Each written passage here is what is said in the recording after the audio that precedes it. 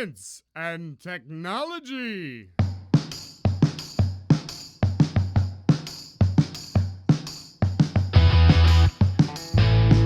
Estamos on com mais um Ciência On. Hoje a gente vai falar sobre pandemias, mudanças climáticas, desinformação. Tudo isso exige novos olhares e formas de pensar. Aí que entra um conceito que até agora eu não entendi muito bem, que chama complexidade. Hoje a gente vai conversar com a professora Gisele e com a professora Maria Regina do B. Eu acho que se fala assim, né? Que a gente vai perguntar para ela daqui a pouco. Eu sou Pedro Altreto, professor aqui da UFABC, e hoje eu vou citar uma frase do Mahatma Gandhi que fala: a Terra fornece o suficiente para satisfazer as necessidades de todos os homens, mas não a ganância de todos os homens.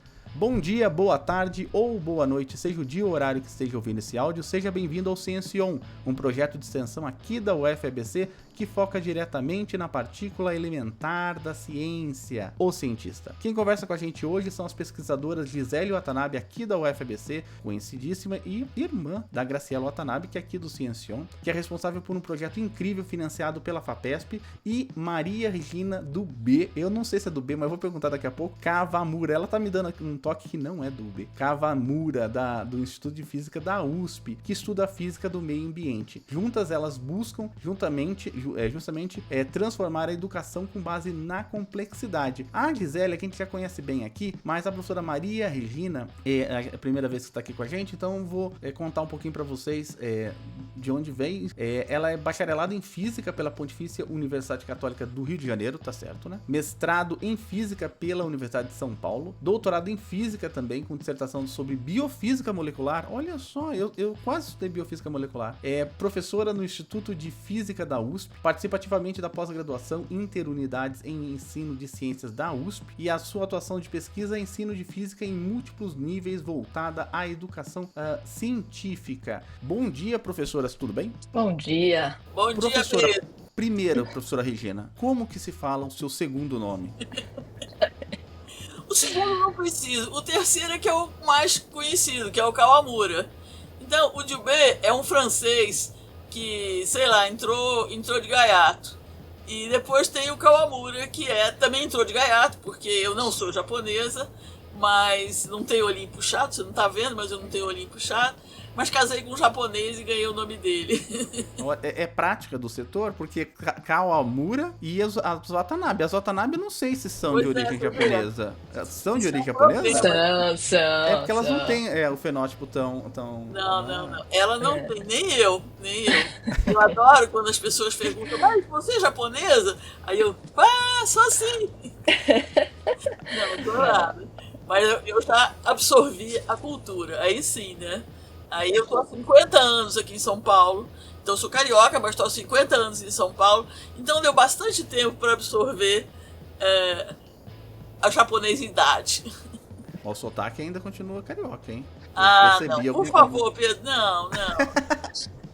Sempre achei, Pedro, sempre achei. Sempre que achou, tem né? Você viu que se entregou em alguns pontos aí. Eu entro numa sala de aula, alguém fala assim: mas você é carioca? Eu falo: não sou. Não sou mais, eu já fui. Mas eu tô tanto tempo em São Paulo, você ainda vai dizer que eu sou carioca? Não vale. Ô, professor, a gente sempre começa perguntando sobre a vida da pessoa, né? Porque a gente quer saber um pouco antes da pauta em si, conhecer um pouco as pessoas, né? A Gisele, a gente já gravou aqui. Vamos perguntar um pouquinho pra ti. Você já falou que você é carioca, né? Nasceu no Rio de Janeiro, mas se sente aqui de São Paulo. Como que foi essa mudança aí do Rio pra São Paulo? Foi quando você era muito nova ou depois de um certo tempo? Não, eu fiz graduação, né, no Rio. E depois da graduação, para fazer a pós-graduação, eu vim para São Paulo. Por opção mesmo, porque eu achei que aqui tinha mais espaço para fazer coisas diferentes de graduação, de física. Então eu fiz o mestrado e o doutorado aqui em São Paulo, na USP. E aí né? Mas já durante esse período, eu já estava mais... prestando mais atenção e trabalhando melhor, mais próximo das questões de educação e de ensino de ciências. Então, naturalmente, quando eu acabei o doutorado, eu já estava mais ou menos com projetos de trabalhar em educação. Mas eu sou Então, eu não venho da área de ensino, né? Eu venho da área de física mesmo. E eu acho que isso acaba influenciando muito o tipo de trabalho que eu acabei fazendo, né?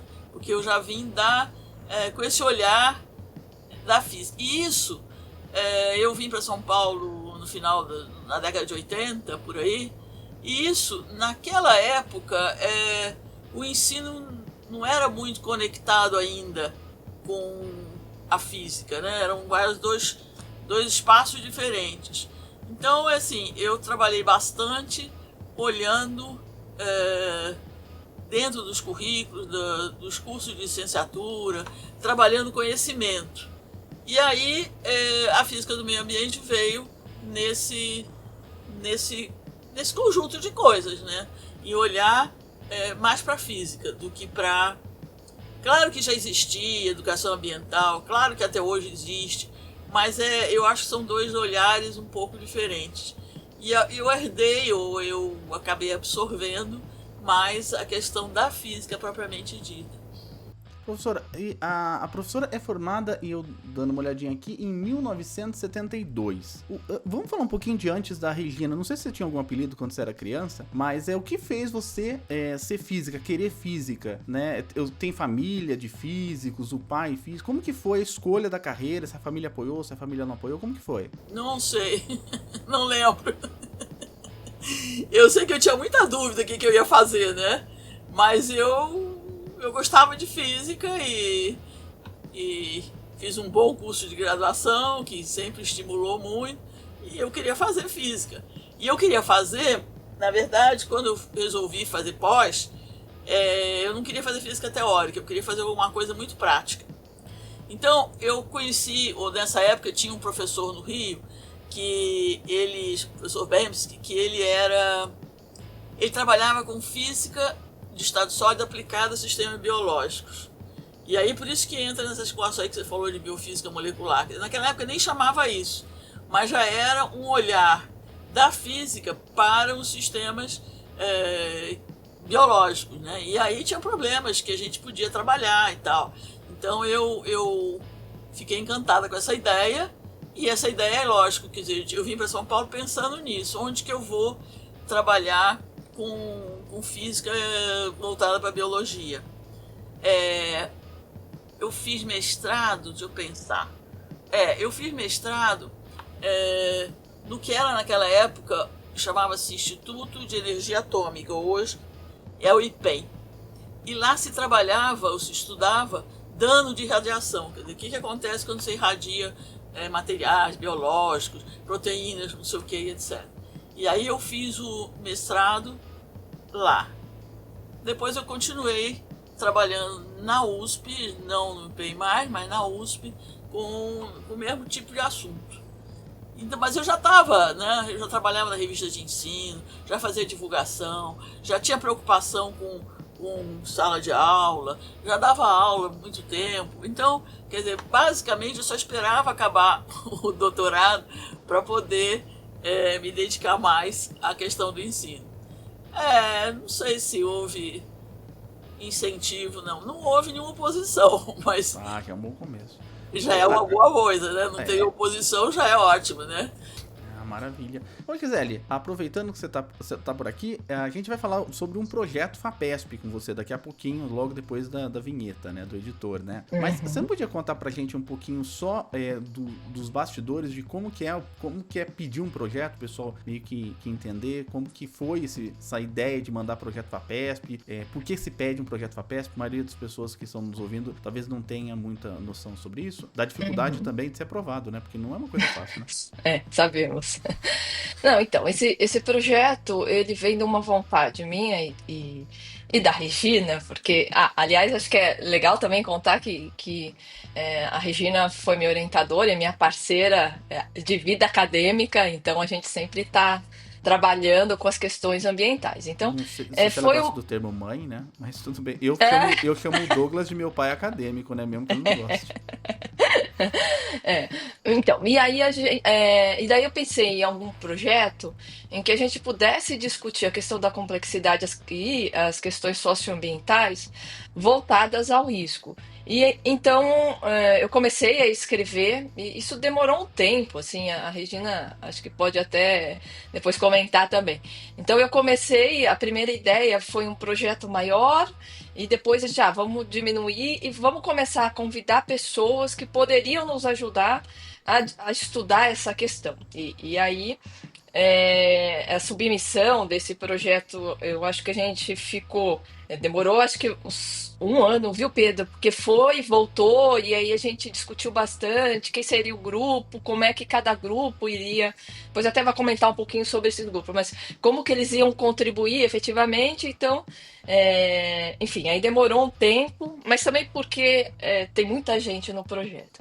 E daí a hora que aí você entra num sistema, no SAGE, você submete esse projeto, coloca lá o nome de todas as pessoas que estão participando, coloca os interesses, que a gente tem os objetivos, onde ele vai estar vinculado, no caso o nosso ficou na UFABC, e aí ele passa por um processo de avaliação, né, que a gente não sabe quem são essas pessoas que avaliam, e elas emitem um parecer. E aí eles têm um tempo para essa emissão de parecer. No nosso caso foi positiva, se teve alguns ajustes, tal.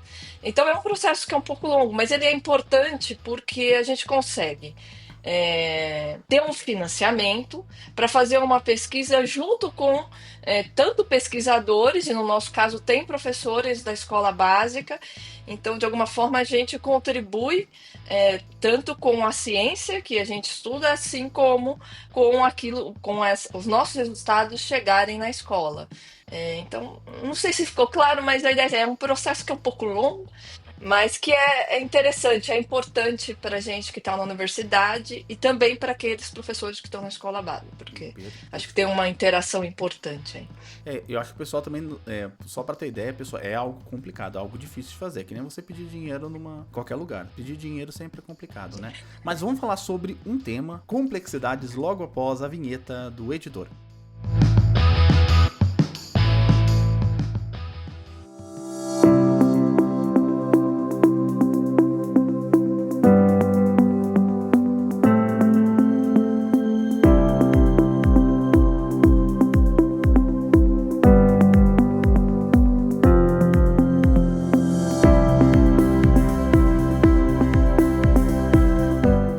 Professora Gisele, me fala uma coisa, primeiro ponto, né? A gente já gravou um programa 98, sobre educação ambiental aqui. A gente vai falar sobre educação ambiental, mas a gente vai falar mais especificamente sobre o projeto em si, né? Primeiro ponto, que eu acho que é muito difícil, não sei se é difícil. O que é complexidade? Como que você chegou no termo complexidade para educação infantil? A gente começou a estudar, eu comecei a estudar complexidade, acho que a Regina já vinha nessa toada, quando eu fiz com a Regina uma disciplina que chamava Física de Meio Ambiente, né? E daí, uma das coisas importantes para discutir a física de meio ambiente é pensar numa outra forma de enxergar essas questões. Porque elas são abertas, porque elas são dinâmicas, a gente não consegue discutir a questão ambiental a fundo, né? Se a gente partir de uma visão reducionista da ciência, né? Então, a gente tem que tratar da incerteza, a gente tem que tratar do risco. Então, a complexidade, ela vem para nos ajudar a enxergar o mundo real, o mundo que está acontecendo, né? Agora. Então, a gente não, eu diria que a gente não conseguiria parar o mundo para tirar uma foto e só resolver aquele momento. A gente precisa olhar como que essas coisas interagem. Então, assim, pensar o que é a complexidade é uma... e aí pode ser que... Vou tomar cuidado para falar isso que me dá medo até, então acho que a complexidade eu acho que é um outro paradigma que vai nos ajudar a olhar esse mundo dinâmico a partir de diferentes visões de mundo, diferentes olhares, diferentes esferas de conhecimento. Então, se eu vou tratar da questão ambiental, eu não olho só de uma perspectiva política partidária, de uma perspectiva única, de uma ciência reducionista. Então, eu preciso de muitas esferas de conhecimento. vai. E ela não vai só desse ponto de vista, que aí acho que é um pouco os estudos que a gente faz. Quer dizer, eu preciso, pensando na educação básica e do ensino superior também, Pedro, porque acho que a gente precisa tratar a perspectiva da complexidade no ensino superior, precisa discutir isso na universidade com mais afinco.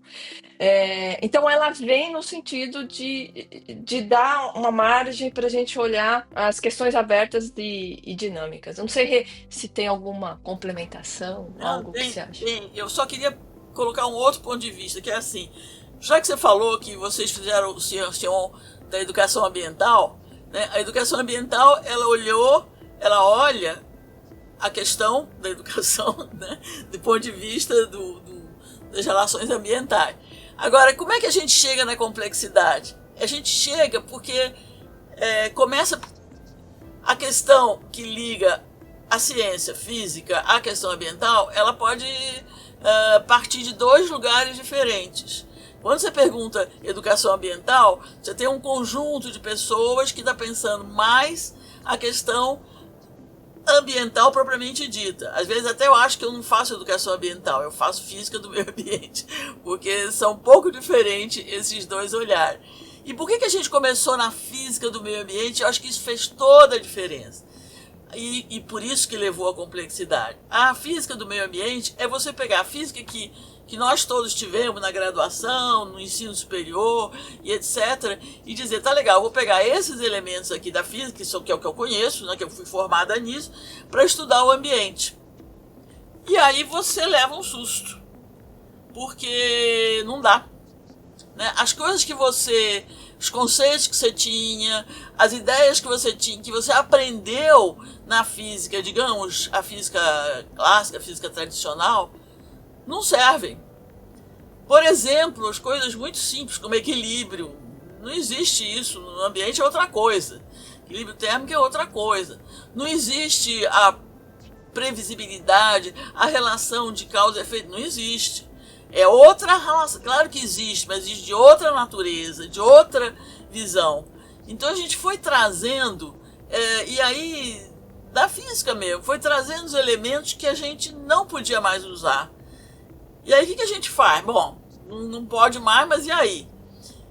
Então, paralelamente a isso, fomos tendo contato com o pensamento da complexidade, que já existia, que é antigo, que é pelo menos do final do século passado, e que olha a ciência de uma maneira diferente.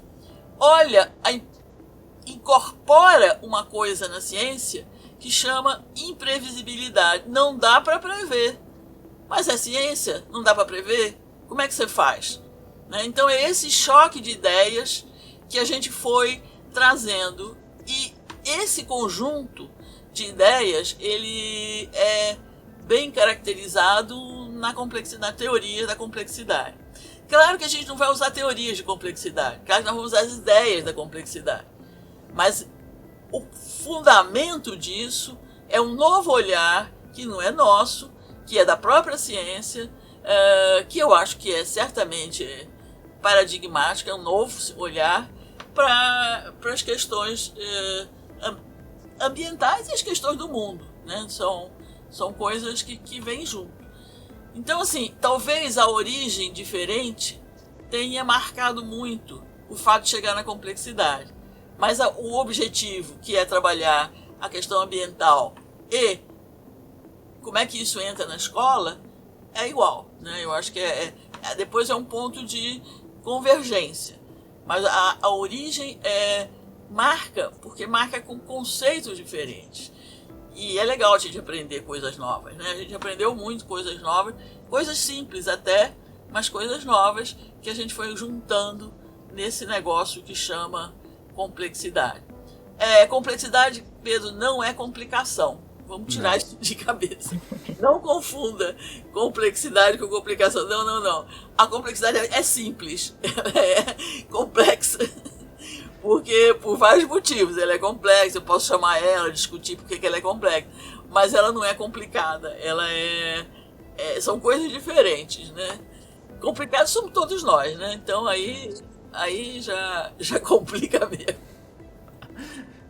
O programa, só para o pessoal que quiser escutar, chama Educação Ambiental Muito Além do Apague a Luz, no episódio 97 com o Luciano Fernandes da Silva. E essa foi uma pauta, professora, que me derrubou completamente, porque eu vim me preparado para falar uma coisa, para discutir uma coisa, o Luciano me deu um nó, no final das contas eu já tinha esquecido a pauta, né? Porque era um tema realmente que ele me surpreendeu pelos vários visões do mesmo problema, e muitas dessas visões eu não tinha, né? Eu não tenho, né? Mas como que a complexidade, então, ajuda a gente a lidar, principalmente com os desafios atuais, né? Como o aquecimento global, e principalmente as fake news. Como que a gente consegue trabalhar complexidade para agir em algumas coisas práticas do modelo de educação ambiental? Bom, então vamos lá. Acho que o olhar para a complexidade, ou formar para a complexidade, ajuda a gente a identificar as diferentes ideias ou questões que estão circulando sobre um assunto.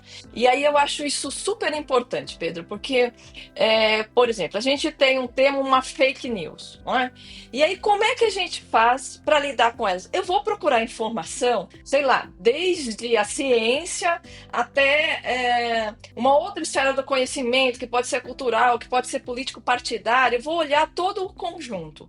E a partir disso, eu tenho uma coisa que como é que eu vou me posicionar em relação a isso. Então, eu não tenho mais aquela visão que é uma visão de que eu olho, sei lá, só para uma perspectiva, e ela pode, sei lá, ser religiosa, ela pode ser pautada só numa perspectiva determinista de ciência, e eu acredito nela. Então, passa pela crença. Então, o que eu vejo aqui, uma formação em que a gente usa só uma ciência determinista ou indeterminista, isso a gente pode conversar adiante, mas assim, uma visão muito diretiva, ela faz com que a gente passe a ter quase uma crença sobre uma opinião. Então, eu acredito nela e eu vou levá-la adiante por muito tempo. E numa perspectiva mais complexa, eu olho e eu analiso todas as visões, né? Ou a maioria delas, para formar a minha. E isso tem até um conceito importante e interessante que a gente também estudou, que é do Beck, que vai falar de reflexividade, né? Então, eu tenho hoje um posicionamento sobre uma questão, mas eu revejo esse posicionamento a partir de muitas coisas que eu vivo.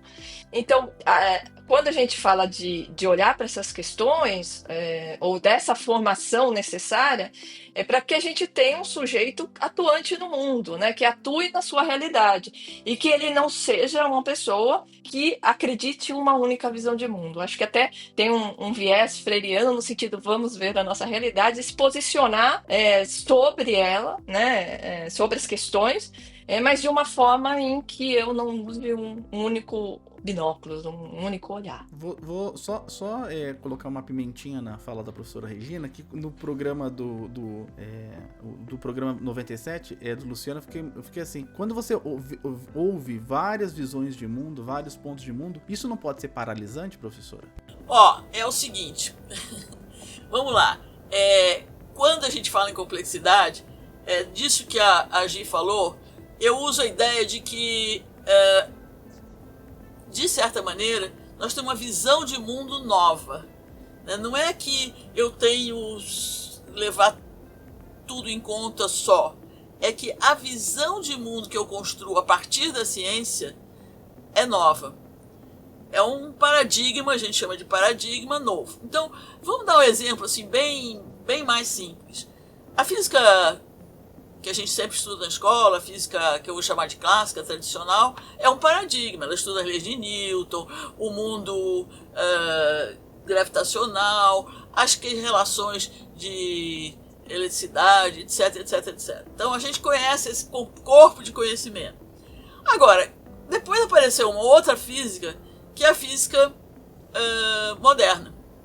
Então a física moderna, ela já não vai usar mais aqueles mesmos elementos que a física tradicional usa uma física dos fótons, que vocês gostam tanto, usa a física das radiações, você usa a física de várias, e que você traz uma visão de mundo.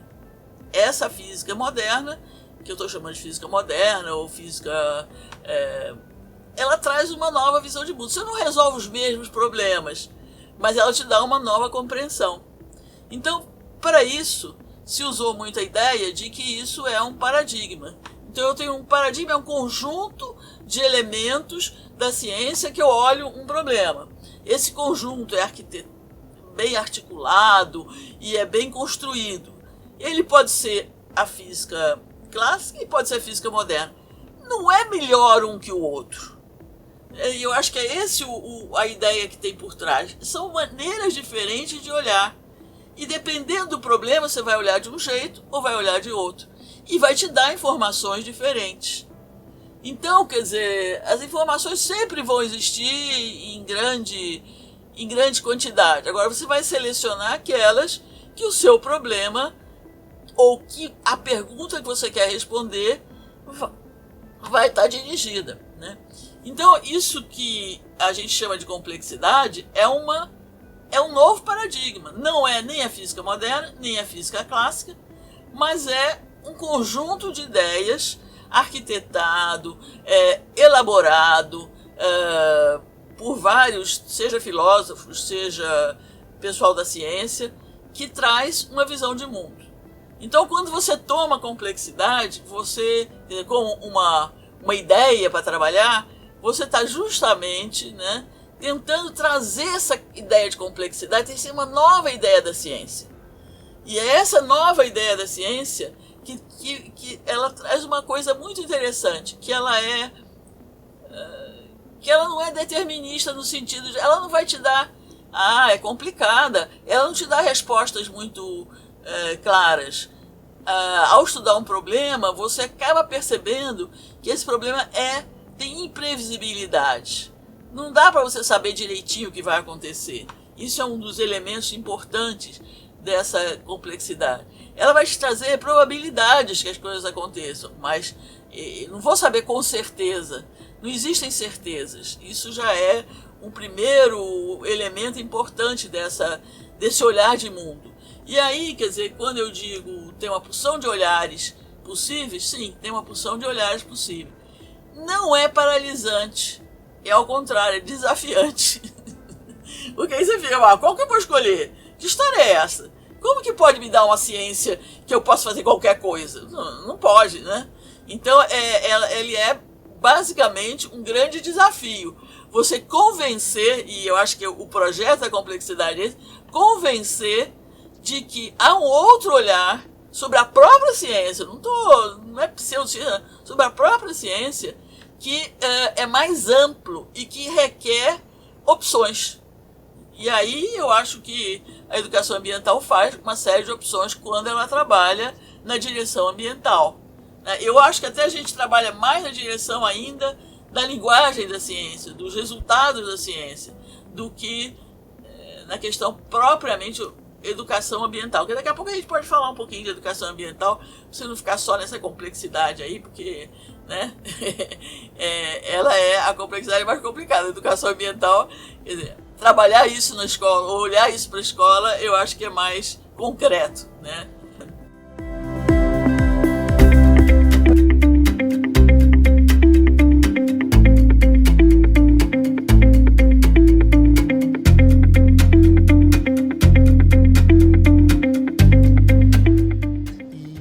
Coisa que eu tenho visto, né, eu tô dando física computacional, né, que antigamente as teorias da educação, o modus da educação, tudo, era trazido ou por professores ou por acadêmicos da área, né, mas a gente, hoje em dia, eu pelo menos sinto esse desafio, isso tem sido trazido pelos alunos, os alunos que têm acesso à informação, seja se é certo ou errado a informação, mas eles têm muita informação, eles trazem essa ansiedade durante as aulas. Então, muitas vezes a sua aula, você programou sua aula para uma coisa, a sua aula vai para um caminho completamente diferente porque os alunos tiveram acesso a conteúdos relacionados àquilo.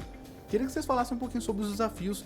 Parece que a nossa escola ela não forma mais o sujeito para este século, né? Um século que a gente tem, por exemplo, o ChatGPT, que assim, eu não sei se vocês perceberam isso, mas a inteligência artificial é um desafio que eu nunca tinha sentido na minha vida. Nunca tinha sentido, né? Física computacional já mudei umas 3 vezes, mas eu não consigo.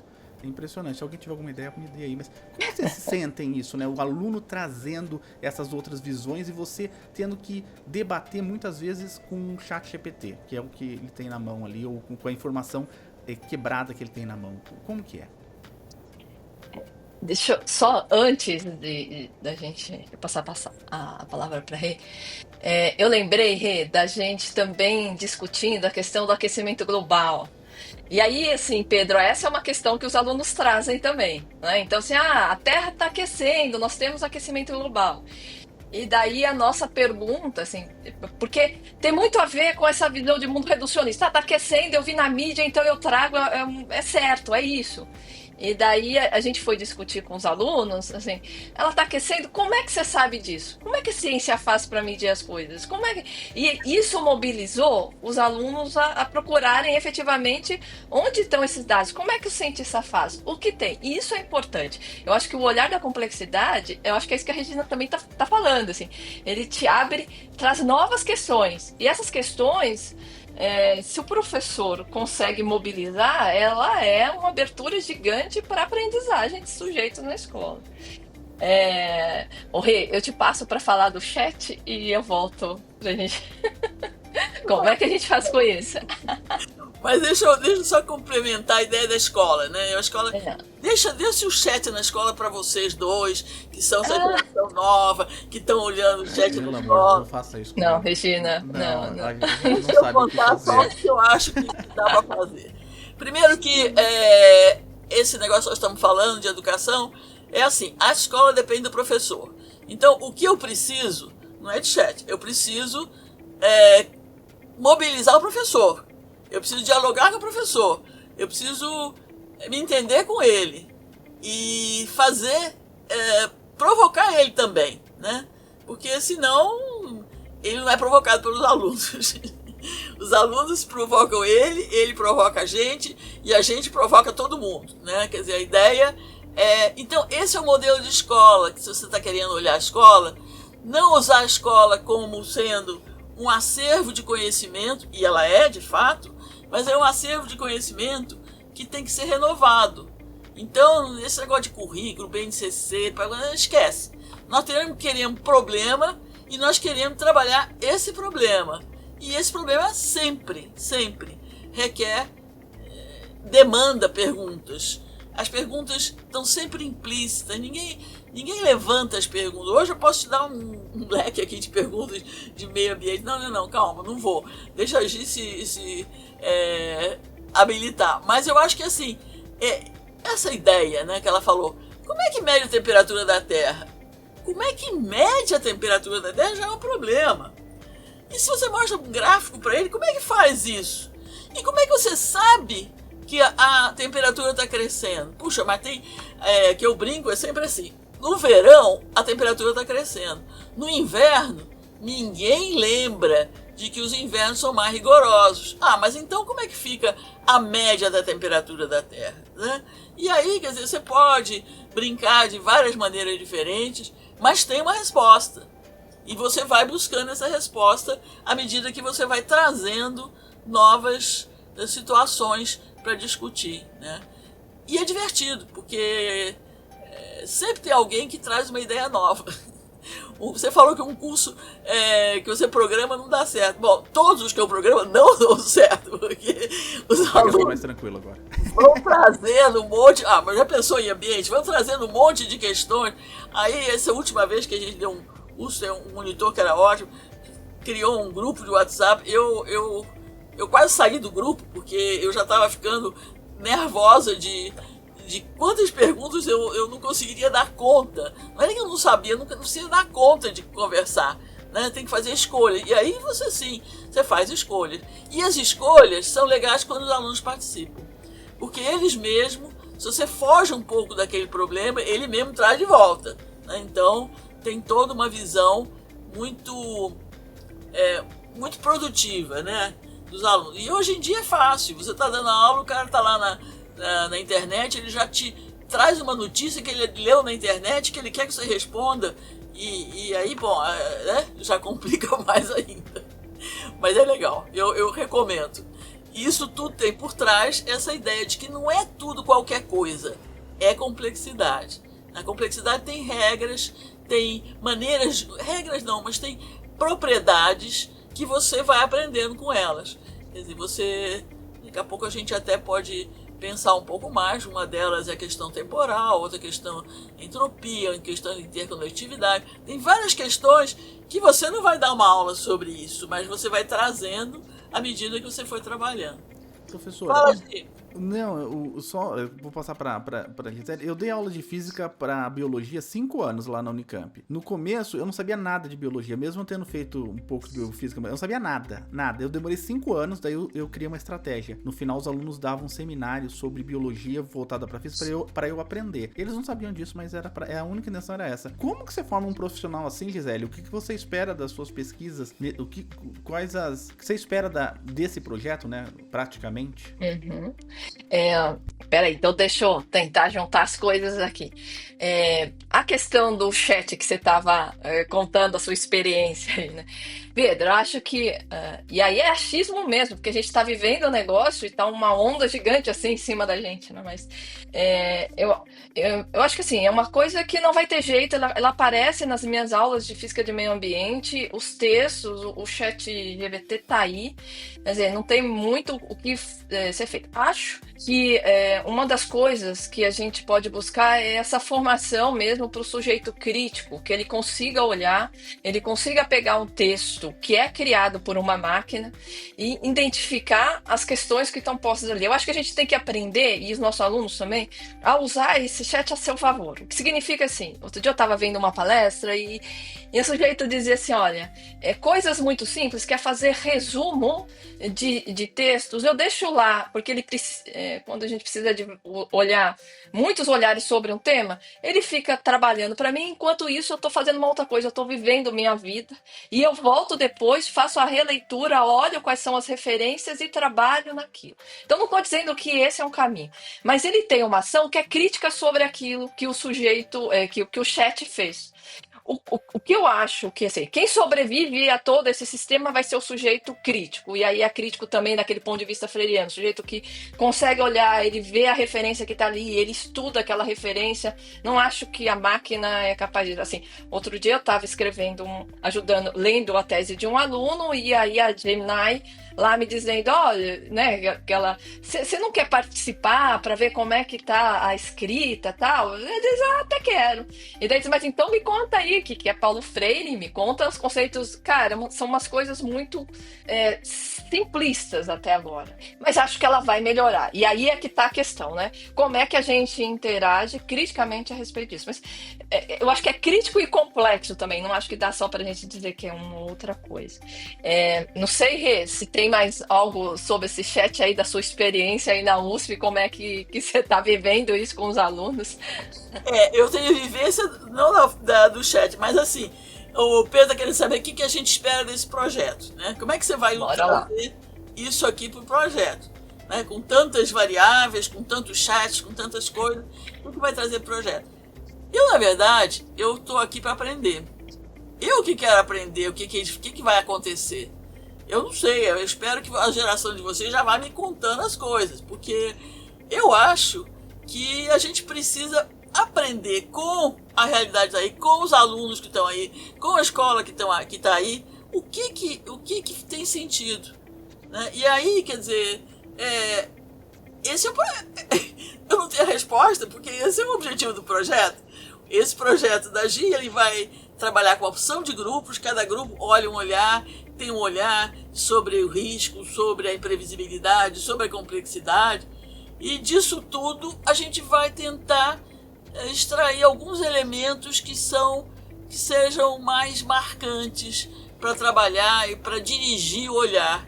A gente vai ter que dirigir o olhar, a gente já dirige o olhar, mas a gente vai ter que dirigir o olhar, e esse processo é fruto desse projeto. Eu não tenho resposta ainda bem.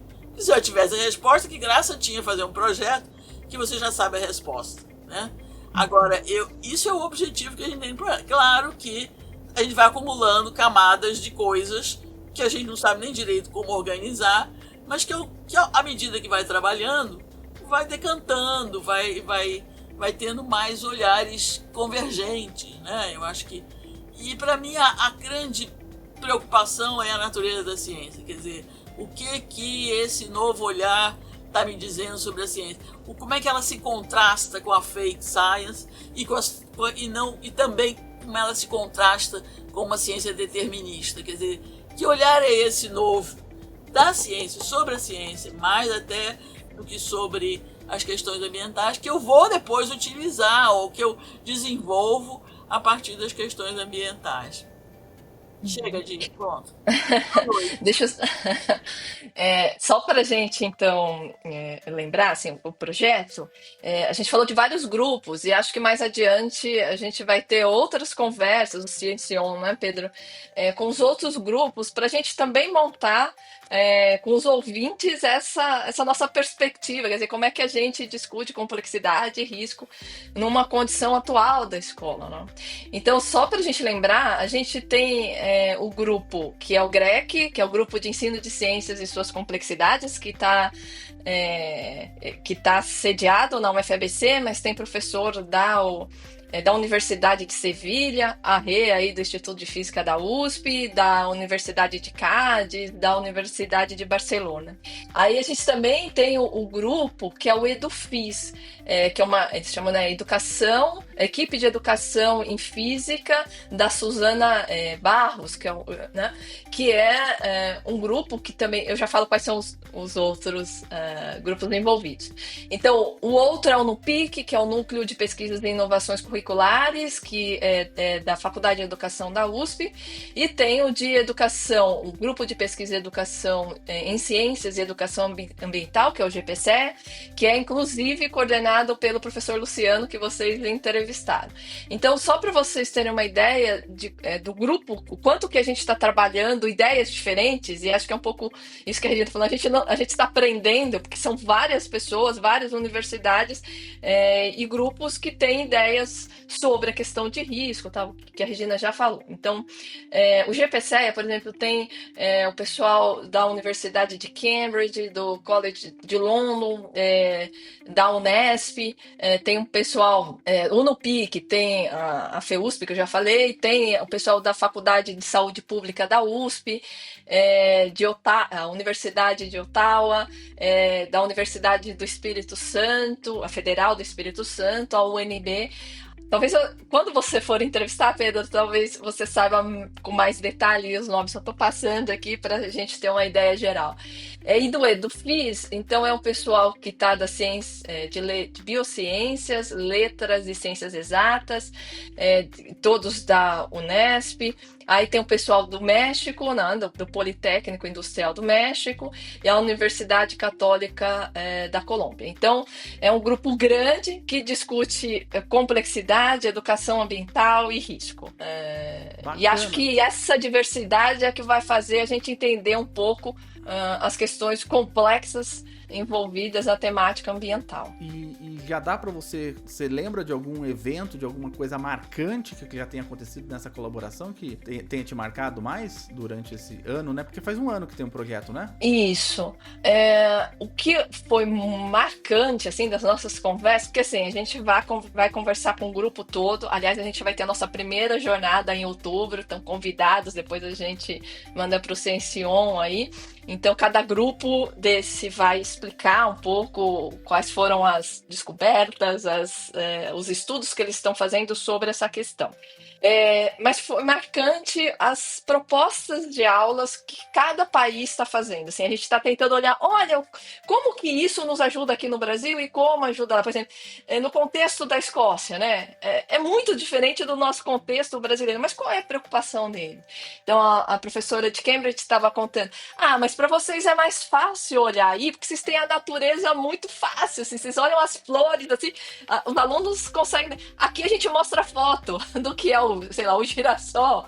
Então a gente tem um outro tipo de dificuldade. Ou então o pessoal de Barcelona que estava contando, olha, aqui a gente tem um problema sério com água, então a gente vai discutir o equilíbrio sobre, né, a questão da água aqui, de onde vem a nossa água, a gente compra água mais cara, como é que funciona? Então, e também o pessoal do México foi super encantador olhar a discussão deles sobre a questão de ambiente, como é que eles estão fazendo.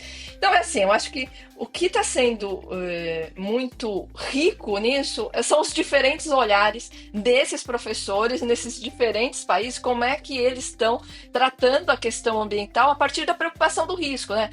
Da incerteza e da complexidade, porque eu acho que isso é importante, né? Como é que a gente trabalha uma questão ambiental saindo de uma perspectiva só do livro didático, quando ele tem uma perspectiva só reducionista ou simplificadora. Então, para mim, marcante esses olhares. Rê, não sei, assim, o que... Por aí, eu tô perdida. Se você quer saber. Adoro! O marcante pra mim é que eu tô perdida. Tem tantas ideias, tantos elementos diferentes, e que vão, na verdade, enriquecendo, né? Você pensava de um jeito, e agora você tem que dar um jeito de acomodar todos esses outros visões, pensamentos. Ele é o que impacta, né? O que vai sair de comum disso daí? Tem que sair coisas comuns. Eu acho que alguns elementos a gente tem, sim, mas vai ter que esperar essa discussão maior e mais trazida mais para a sala de aula mesmo, para a gente ter mais segurança naquilo que a gente vai trabalhar, né? Eu acho que é por aí, sim. O impactante é a diversidade. E a diversidade muito grande, né? Desde a menina que faz do grupo que faz pão, né? Que faz pão. Pão é uma questão ambiental? Aham! Sim, então vamos lá. Quer dizer, a gente tem que pensar diferente, né? A gente vai pensando de forma diferente quando houve essas perspectivas, esses trabalhos, e eu acho que eu consigo ver que vai ter elementos comuns. E eu acho que um dos elementos comuns, vou falar, a gente eu já vou adiantar aqui. Pode, Rê. Não vale eu adiantar. O Pedro tá provocando, né? Quer dizer, qual é os elementos comuns? Um elemento comum que eu vejo que é aprender a fazer pergunta, né? Então, é a pedagogia da pergunta, que nem o Freire já trazia. O problema não é saber respostas, o problema é a gente conseguir fazer perguntas. E as perguntas que vão aparecendo nessas interações que a gente tem são muito legais, porque elas não são explícitas. Olha, eu estou pesquisando essa pergunta. Não, elas vão aparecendo. E eu acho que, através das perguntas, aprender a fazer pergunta é uma coisa fundamental nessa educação. Até mesmo, e provavelmente, para fazer frente ao seu IA, né?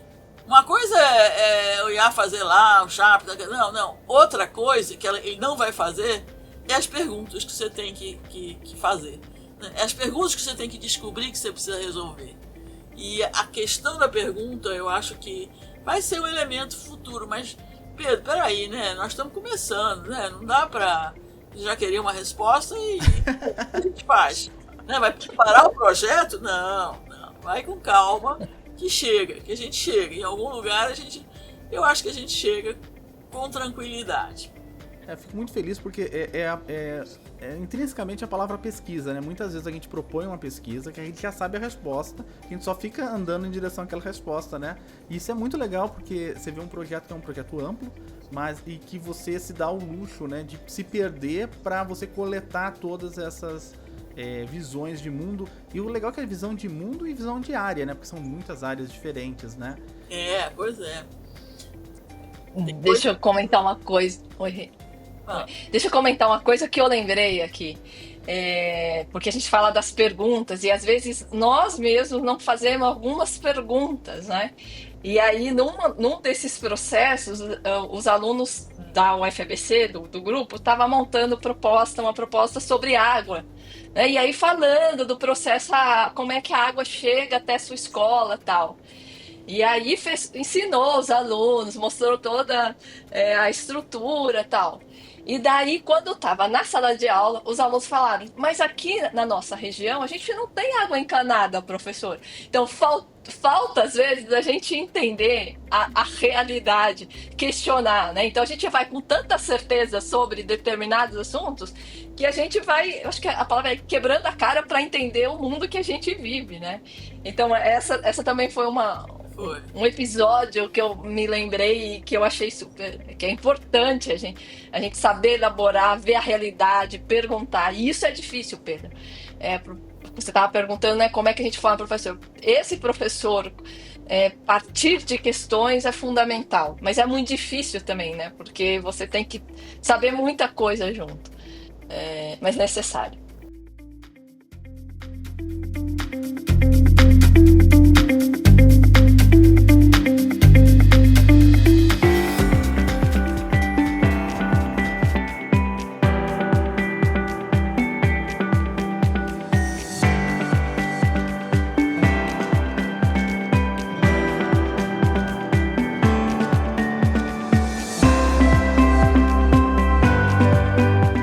Gisele, pelo que eu tô entendendo, um dos produtos do projeto é alguns tipos de planos de aula, algumas temáticas, algumas diretrizes para alguns temas. Vocês já chegaram a abordar os professores que vão aplicar? Teve alguma recepção? Como que tá a recepção? Então, nesse momento, o que a gente fez foi ouvir esses professores desses diferentes países, o que eles estão fazendo e como eles estão fazendo, qual que é a perspectiva deles, né? E aí a gente montou um pouco um olhar sobre o que esses grupos estão chamando ou identificando de risco, de complexidade. O segundo momento é efetivamente, olha, quais são as ações que a gente está trabalhando nisso agora? E a gente está fazendo na escola? O que a gente está aprendendo a partir das nossas percepções? E eu acho que a parte final desse projeto é identificar, sistematizar, não sei se a palavra é essa, mas identificar quais são os elementos mais importantes que nos ajudam a formar para essa outra perspectiva, né? Então, o que essas pessoas, esses professores e pesquisadores fizeram no contexto real da escola que nos ajuda a entender esse mundo atual e a discutir a questão ambiental a partir dos riscos, das incertezas que elas impõem. Uma outra coisa, Pedro, quando a gente pergunta para os nossos alunos brasileiros o que é o risco para ele, daqui da nossa região do ABC, tá? Eles vão muito dizer que eles estão muito preocupados com a violência, que é diferente de outros países, assim, mas a violência, sim, professor, aqui na escola, sabe? Pode ter um tiroteio aqui do lado. E a outra, segundo no nosso ranking lá, é a saúde. Então, assim, olhar as questões socioambientais a partir dos riscos também é um elemento que leva a gente a se questionar, né? Enquanto professor, quer dizer, o que eu estou discutindo aqui, como é que eu faço essa abordagem? E eu acho que isso é fundamental para a gente aprender ou discutir mais uma questão aberta, uma questão complexa, uma questão da realidade. Deixa eu só te complementar uma coisa que eu nunca conversei com a Gi, mas é um pouco assim.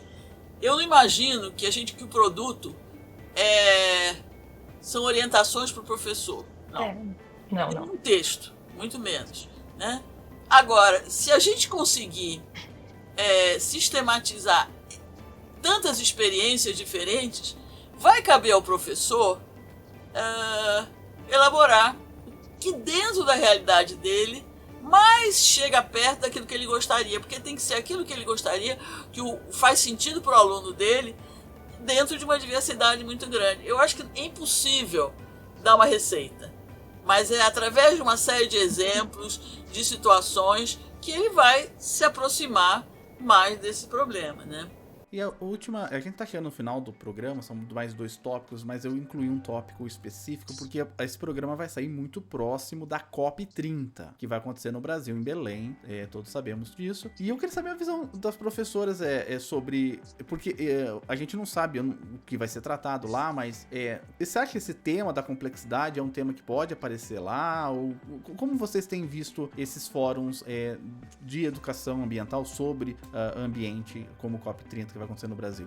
Não, eu acho que em especial o COP30, eu acho que ele é um evento importante acontecendo no Brasil, porque ele tem um contexto de estar na Amazônia e estar preocupado com os povos originários, pelo menos quando você lê os objetivos ou a intenção do governo. Por isso eu acho que tá essa discussão ocorrendo no Brasil é algo relevante para a gente. Agora se pergunta assim, a complexidade, será que vai estar lá? Eu acho que ela deveria estar desse ponto de vista mais aberto. Não sei se ela acontece efetivamente. Agora, o que eu acho que seria relevante, se a gente conseguisse, é identificar as nossas preocupações para o futuro. Assim, como é que a gente vai lidar com isso? Para mim é um olhar muito aberto, não dá para a gente ter somente diretrizes, né? E que geralmente não aparece. Ou ela aparece muito pontual, né? Então, nesse sentido, eu acho que a COP ela é importante por conta desse olhar mais geral. Eu li algumas coisas, gostei dos objetivos e tinha interesse em ir, Pedro, mas esses valores estão muito altos, né? Não é? Não fale isso, É porque uma essa pena, é a maior mas crítica, né, a COP30, né? Eu acho que o legal vai ser observar essa COP30, acompanhar os desdobramentos dela internos, né, dos várias temáticas, ver que caminhos eles estão... Nós não vamos influenciar nesses caminhos, mas a gente vai entender como é que é essa dinâmica que está acontecendo, né? Eu acho que a COP vai ser um momento muito importante para a gente entender o que pode mudar, o que pode trazer mais substância para essas discussões.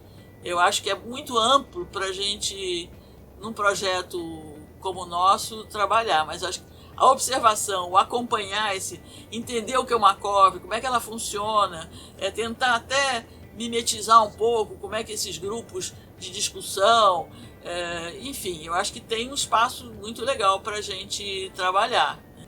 Não, tem uma coisa que a gente fala muito de complexidade, fala todos esses elementos, mas tem uma coisa que ela distingue, né, a complexidade distingue a maneira de trabalhar a física, por exemplo, ou a ciência, muito claramente e muito especificamente. E quando a gente conseguir trabalhar isso de uma maneira mais explícita, eu acho que ajuda. O que eu sinto, toda essa experiência nossa em trabalhar conceitos de física, etc., é que não só a física, mas a mesma biologia ou a química, eles não trabalham a vida. Você vai dizer, claro que eles trabalham a vida. Não, eles não trabalham a vida. Eles trabalham... Física é ótimo. Põe lá todos os elementos de aquecimento, né? E depois, claro, põe o elemento de vida aqui, um ser vivo ali, um vivo que está sendo ameaçado. Não. Mas não é essa a vida.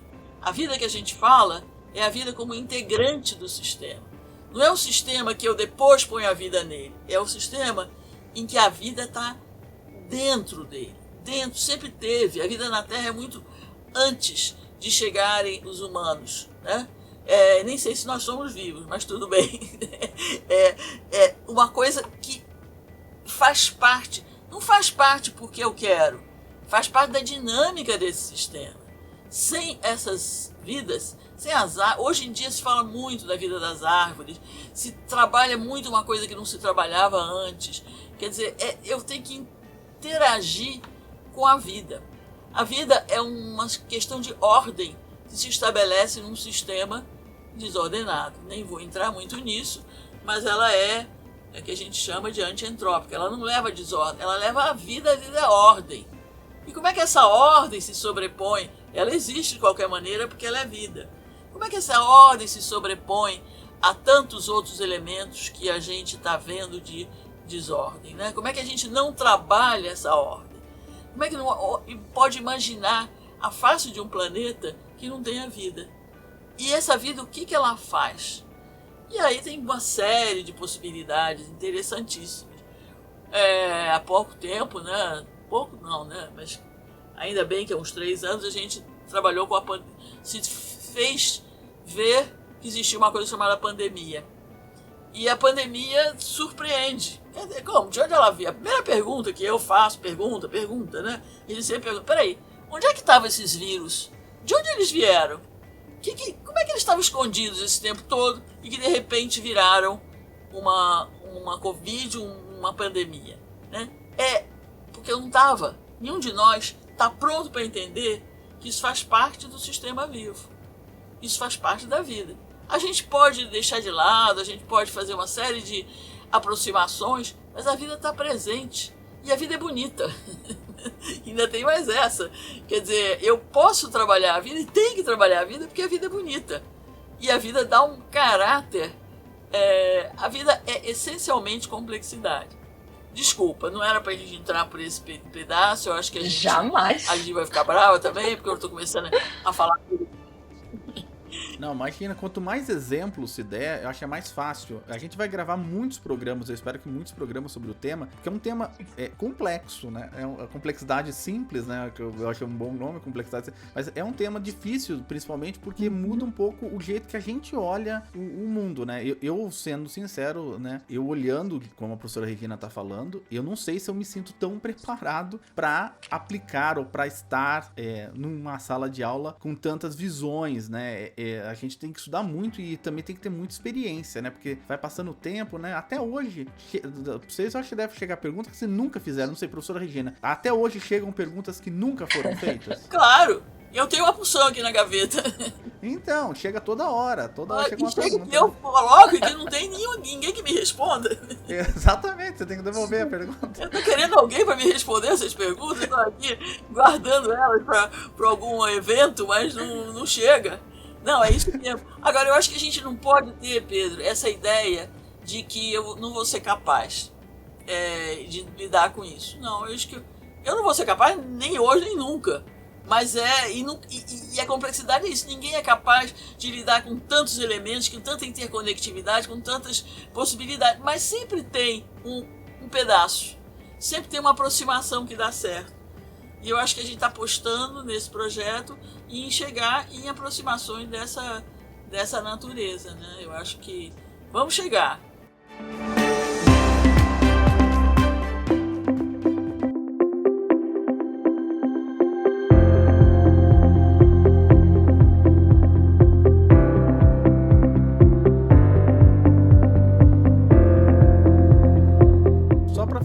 Então, queria que vocês deixassem um conselho aí para quem tá querendo melhorar ou mudar a sua prática educativa com base na complexidade, assim. Conselho, o pessoal tá escutando o áudio agora, às vezes quer chegar na sala de aula, quer colocar algum elementozinho, colocar uma pimentinha na aula, etc. Então, que conselho vocês dariam para essa pessoa, para esse professor?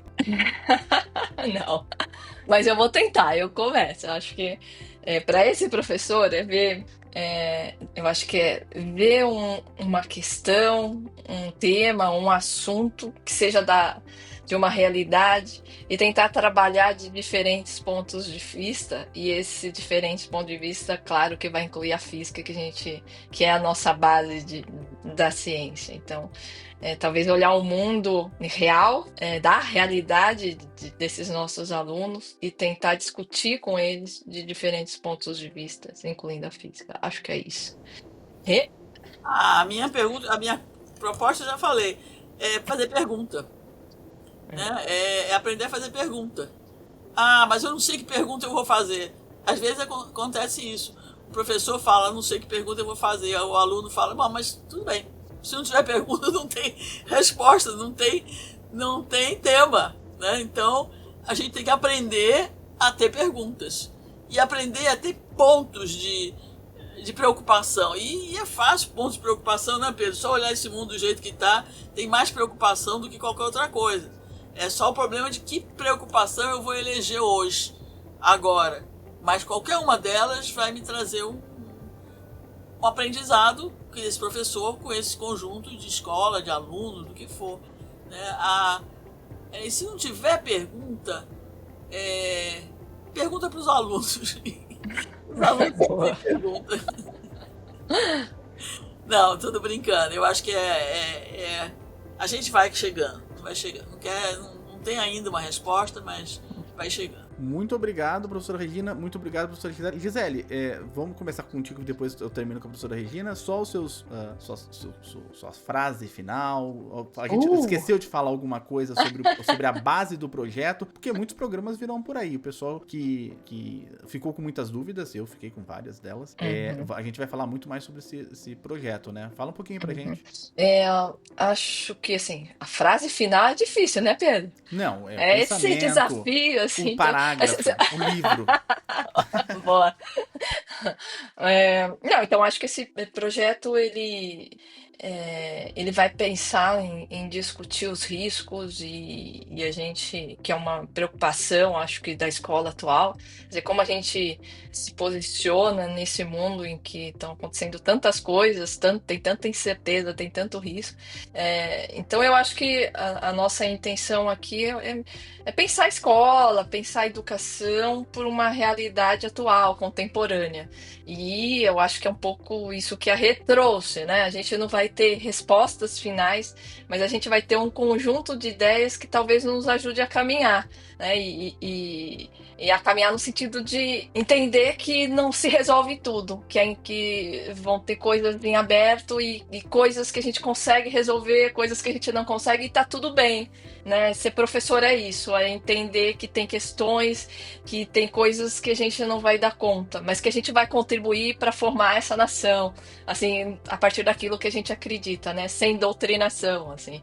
É um pensamento que seja mais aberto, um pensamento que nos ajude a caminhar juntos por esse Brasilzão, assim, eu acho que é isso. Acho que é essa a nossa intenção, é formar gente que possa se posicionar e defender a democracia e defender as nossas ideias. Acho que é isso, Pedro, sei lá, você foi muito... Não, maravilha, é isso aí. Regina? Não, eu tô gostando da conversa de vocês, e eu acho que tem uma coisa aí, que é o papel que o Ciencion pode ter, né, nessa história toda, né? E o papel que vocês vêm desenvolvendo através de todos esses episódios que vocês estão gravando. Quer dizer, isso tem que entrar dentro da perspectiva do próprio projeto nosso, né? Quer dizer, divulgar como que através do Ciencion você consegue chegar nas pessoas, o que você consegue fazer, o que você consegue chegar. E aí eu acho que vocês estão de parabéns por manter um projeto tão longevo a essas alturas, que não é fácil, mas você que tem que responder essa pergunta para nós, né? Como é que vocês vão poder contribuir para o nosso projeto, né? E não nós contribuir para o seu projeto. Professora, vamos responder juntos, né? O que é legal do mundo é que as perguntas sempre mudam, né? Isso é muito legal, as perguntas vão sempre mudar, geração após geração, né? Sempre muda, né? Mas muito nos orgulha, professora, e a gente espera a professora de novo aqui no Ciencion muito em breve, tá bom? Muito obrigado, Gisele Watanabe. A Regina, ela não gosta então do segundo nome dela, né? Kawamura. Vou chamar. Não, tava tentando o segundo nome, que eu acho que a professora não falou o segundo nome. É difícil, é francês, não. Kawamura é mais fácil. Muito obrigado, professora Regina. E muito obrigado a você que está escutando o Ciencion. Não esquece de seguir a gente nas redes sociais, principalmente no Instagram e no TikTok.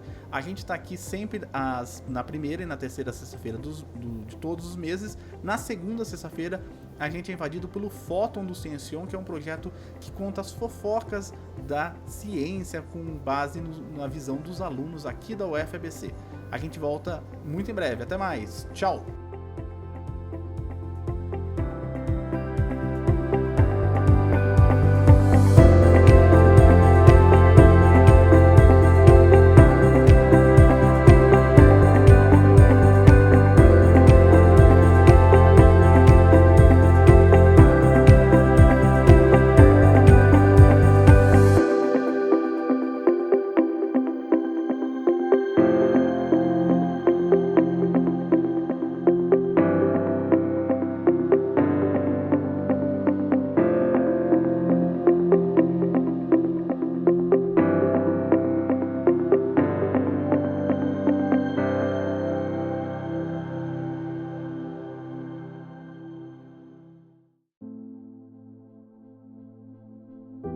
Este programa foi editado por André Luiz.